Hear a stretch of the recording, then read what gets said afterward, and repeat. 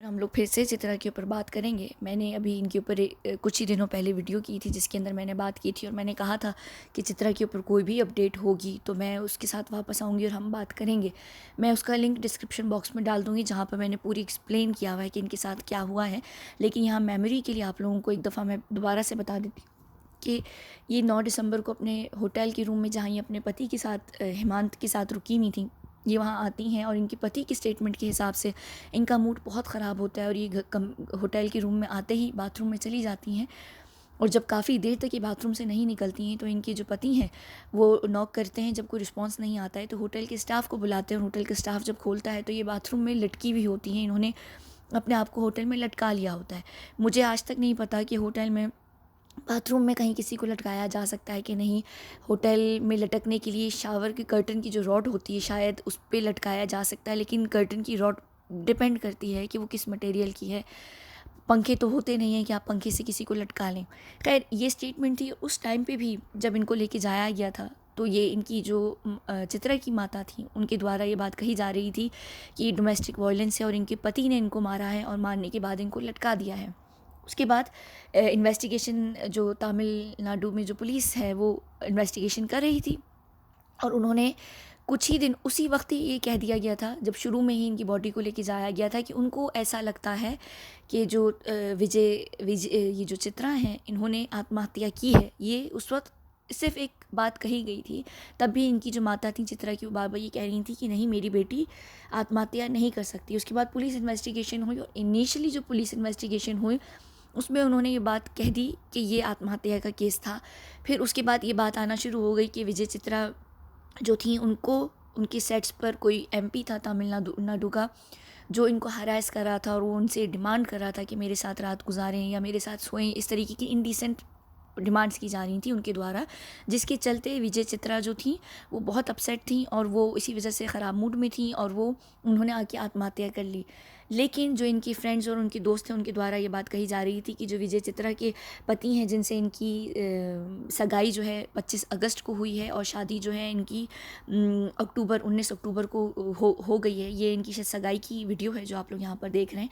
अच्छा, एक और बात मैं यहाँ बता दूँ कि इनकी अरेंज्ड मैरिज थी। मैंने उस वीडियो में भी कहा था और मुझे सब लोग ये कह रहे हैं कि अरेंज नहीं है, इनकी लव मैरिज है क्योंकि हेमांत ने इनको प्रपोज़ भी किया था शो पर। हेमांत ने इनको प्रपोज़ सगाई के बाद किया है, एंगेजमेंट के बाद या एंगेजमेंट के होने के बाद से कुछ दिनों पहले शायद किया। और ऐसा बहुत कुछ होता है अरेंज मैरिजेस में, आप लोगों ने देखा होगा कि सगाई से 1 या 2 दिन पहले कुछ लड़के ऐसे होते हैं जो लड़कियों को प्रपोज़ करते हैं।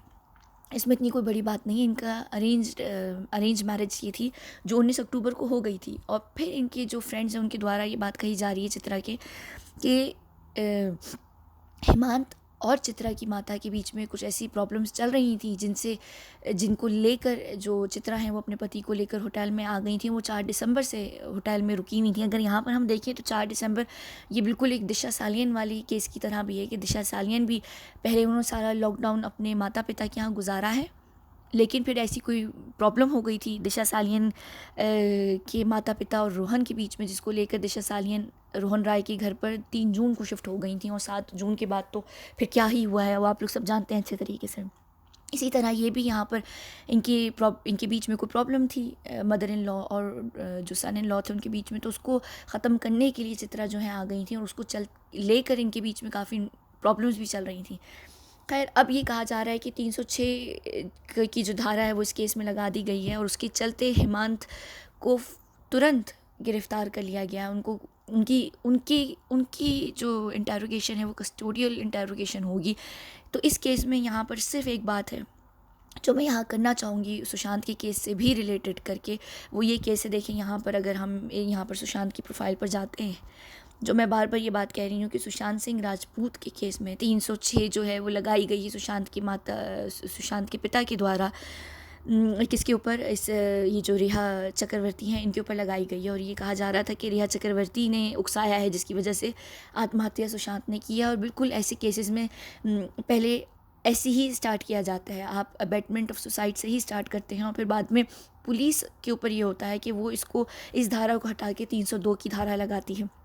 सुशांत के केस में 306 लगी है, लेकिन क्यों आज भी रिया को गिरफ्तार नहीं किया जा रहा है? ऐसे कैसे हो सकता है कि हेमंत को अभी बिना किसी इन्वेस्टिगेशन के, बहुत इनिशियल इन्वेस्टिगेशन पुलिस के द्वारा की गई है, तमिलनाडु पुलिस के द्वारा, और उन्होंने हेमंत को कस्टडी में ले लिया है। ऐसा क्यों नहीं है कि रिया को कस्टडी में अभी तक नहीं लेके जाया जा रहा है? सुशांत के केस में क्यों वो अभी तक 6 महीने के बाद भी खुली घूम रही हैं? ऐसा कैसे हो सकता है? 306 धारा लगी हुई है इनके ऊपर। बिल्कुल भी ऐसा नहीं हो सकता कि पुलिस को कुछ भी हत्या ना लगा हो। ये अगर सुशांत की झूठ मूठ की गर्लफ्रेंड थी, मैं इनको यहाँ हकीकी गर्लफ्रेंड नहीं कहूँगी, फिर भी इनका बनता था। 306 इनके ऊपर लगी थी और इनकी पूरे परिवार के ऊपर लगी थी, लेकिन ये लोग एनसीबी इनको अरेस्ट करती है, ड्रग के केस में जाते हैं, लेकिन ये आत्महत्या के केस में अभी तक क्यों नहीं जाते हैं? तो मैं यहाँ पर सिर्फ ये बात बताना चाह रही हूँ कि अगर पुलिस चाहे, मैं बार बार एक बात कह रही हूँ कि सीबीआई अगर चाहे, पुलिस अगर चाहे, और अगर आप अगर किसी केस को सॉल्व करना चाहें तो वो 6 महीने नहीं 6 हफ्ते के अंदर वो केस सॉल्व हो सकता था, अगर सीबीआई की इंटेंशन होती, अगर पुलिस की इंटेंशन होती। अगर सबके ऊपर धाराएं लग रही हैं और पकड़ा जा रहा है, तो सुशांत के केस में किसी को क्यों नहीं पकड़ा जा रहा है? यहाँ पर ये बात बहुत क्लियर है कि हेमंत के पीछे कोई बहुत बड़ा पॉलिटिकल बैकअप नहीं था, उनके पीछे किसी का हाथ नहीं था, उनको फ़ौरन पकड़ लिया गया। लेकिन रिया के पीछे बहुत बड़ा हाथ है, तो उनको कोई पकड़ नहीं रहा है। यहीं से आप समझ जाइए कि कोई ना कोई इस पूरे सीबीआई को चला रहा है। जैसे ये कहा भी जा रहा था जिया खान की माँ के द्वारा कि जिया खान का केस चल रहा था सीबीआई के ऊपर, प्रेशर बना सलमान खान का और वो केस ख़त्म कर दिया गया, उसको रोक दिया गया। वैसे वो केस चल रहा है, लेकिन उस केस में प्रॉपर तरीके से जांच नहीं हो रही। जब प्रेशर होता है तो वो केस सीबीआई लटका देती है, वो सीबीआई उस केस को सॉल्व नहीं करती है, क्योंकि वो जानती है कि अगर हम इस केस को सॉल्व करेंगे तो दुनिया सच जानती है वो हमारे ऊपर आएगी। अगर हम केस को सॉल्व करने की कोशिश करेंगे सही तरीके से, तो जिनका प्रेशर है हमारे ऊपर, हम नहीं कर पाएंगे। तो यहीं से आप इस बात को समझ जाइए कि तमिलनाडु की पुलिस अरेस्ट कर सकती है चित्रा के केस में, लेकिन बॉम्बे की पुलिस या सीबीआई सुशांत के केस में अभी तक एक बंदे को अरेस्ट नहीं कर रही है। जो भी अरेस्ट हुए हैं वो एनसीबी के द्वारा हुए हैं, जो भी अरेस्ट, और कुछ भी नहीं हो रहा सीबीआई के तरफ से। सिर्फ इस वीडियो को करने का मेरा यही कारण है, यहाँ पर ये बताना और इस बात को क्लियर करना कि देखिए, एक तरफ चित्रा का केस है, दूसरी तरफ सुशांत है, एक तरफ तमिलनाडु की पुलिस है, दूसरी तरफ सेंट्रल एजेंसी है और बॉम्बे पुलिस है, लेकिन ये केस नहीं हो रहा। अब यहीं से देख लें आप, पॉलिटिकल पार्टी जुड़ी होगी कभी से सॉल्व नहीं होगा, पॉलिटिकल पार्टी नहीं जुड़ी होगी तो 9 दिसंबर को उनको मारा गया है, और आज कौन सी दिसंबर है, मेरा ख्याल से 13 या 14 दिसंबर है, और आज अरेस्ट भी हो गया है। इतनी जल्दी चीज़ें हो रही हैं। और सुशांत की केस में वो 13 जून का केस है वो, और आज पता नहीं कौन सी आज 15 दिसंबर है और आज अभी तक कुछ भी नहीं हो रहा है। बस यही सारी बात थी, और बहुत अफसोस हो रहा है मुझे कि सुशांत के केस को किस तरीके से दबाने की कोशिश की जा रही है, लेकिन हम लोग खामोश नहीं रहेंगे। और मैं ये दुआ करती हूँ कि सुशांत का केस भी सॉल्व हो, साथ में चित्रा का तो केस हो ही जाएगा इंशाल्लाह ताला सॉल्व, लेकिन इनका भी केस सॉल्व हो। और एक और इस चीज़ में हम बीच में आर्या बैनर्जी को इस वक्त नहीं भूलेंगे। आर्या बैनर्जी का केस भी फॉरेंसिक में है, अभी उनके ऊपर भी आने वाली हैं रिपोर्ट्स। आर्या बैनर्जी पे मैंने वीडियो की हुई, आप लोग देख लीजिएगा। वो एकता कपूर के साथ उन्होंने 2 फिल्म्स भी की हुई हैं, एकता कपूर के बैनर में थी वो। चलिए, बहुत शुक्रिया। बस हम इस वक्त दुआ कर सकते हैं, हम प्रार्थना कर सकते हैं खुदा से कि सारे केसेस जल्द से जल्द सॉल्व हो जाएँ, दिशा, जिया और बाकी सारे जितने भी केसेस हैं।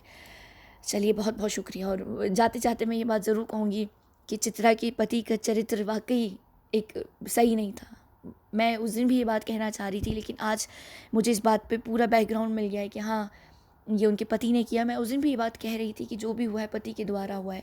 और इसमें जो सबसे ज़्यादा इम्पोर्टेंट है प्रूव करना चित्रा के केस में, वह हॉस्पिटल के स्टाफ को भी है, क्योंकि हॉस्पिटल के स्टाफ ने हेमंत का साथ दिया है। और आप एक आरोपी का जो आरोपी होता है, जिसने जो हत्यारा है, उसका साथ देने का मतलब है कि आप भी उस केस में इन्वॉल्व हैं, आपने भी उस केस में एक षड्यंत्र खेला गया था उसमें आपने साथ दिया है, तो आप भी उस केस के अंदर इक्वली रिस्पॉन्सिबल हैं। तो उस होटल को भी बंद करना चाहिए और उस होटल के स्टाफ के ऊपर भी बात होनी चाहिए और उस पूरे स्टाफ के ऊपर इन्वेस्टिगेशन होनी चाहिए कि किस तरीके से उन्होंने एक हत्यारे का साथ दिया है।